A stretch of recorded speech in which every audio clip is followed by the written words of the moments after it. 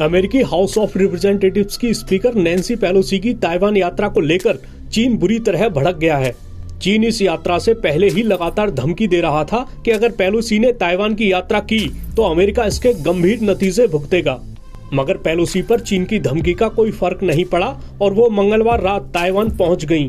इस बीच ताइवान ने आरोप लगाया कि चीन के 21 सैन्य विमान ताइवान के एयर डिफेंस आइडेंटिफिकेशन जोन में घुस गए। दरअसल चीन ताइवान को अपने क्षेत्र का एक अविभाज्य हिस्सा बताता है और कहता है कि ताइवान का मुद्दा चीन के लिए पूरी तरह से आंतरिक मामला है। ऐसे में चीन नहीं चाहता था कि पेलोसी ताइवान का दौरा करें।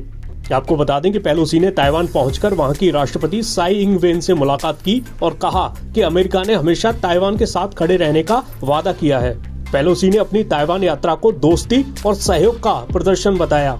उन्होंने कहा कि अमेरिका चाहता है कि ताइवान के पास हमेशा सुरक्षा के साथ आजादी हो।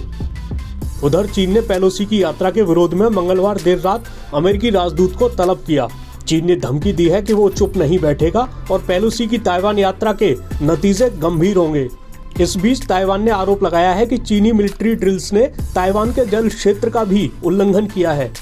चीनी अखबार ग्लोबल टाइम्स ने एक रिटायर्ड सैन्य अधिकारी के हवाले से बताया है कि चीन की मिलिट्री ड्रिल की वजह से ताइवान में मुख्य बंदरगाहों और शिपिंग लेन्स के लिए खतरा पैदा हो सकता है और पूरी तरह ब्लॉकेज की स्थिति भी आ सकती है। CNN की एक रिपोर्ट में बताया गया है कि चीन ने कुछ ताइवानी आयात और ताइवान के लिए नेचुरल सैंड एक्सपोर्ट पर रोक लगा दी है। ऐसे में चीन का मकसद आर्थिक तौर पर भी ताइवान को झटका देना है। ग्लोबल टाइम्स के मुताबिक चीनी अथॉरिटीज ने बुधवार को ऐलान किया कि कई कट्टर तालिबानी अलगाववादियों, 2 फंड और अलगाववादी गतिविधियों से संबंधित कई कंपनियों को कानून के मुताबिक सजा दी जाएगी। पेलोसी की ताइवान यात्रा को लेकर चीन के विदेश मंत्री वांग यी ने कहा है कि जो भी चीन को आहत करेगा उसे सजा दी जाएगी। वहीं अमेरिका में चीन के राजदूत ने कहा है कि चीन के रीयूनिफिकेशन को रोका नहीं जा सकता। चीन के विदेश मंत्रालय का दावा है कि पेलोसी की यात्रा एक चीन सिद्धांत और चीन अमेरिका के 3 संयुक्त सहमति पत्रों के प्रावधानों का गंभीर उल्लंघन है। इसके साथ ही उसने कहा है कि अमेरिका ताइवान कार्ड खेलना और चीन को नियंत्रित करने के लिए ताइवान का इस्तेमाल करना बंद कर दे। फिलहाल निगाहें इस बात पर टिकी हैं कि पेलोसी की ताइवान यात्रा से शुरू हुआ तनाव कब जाकर कम होता है।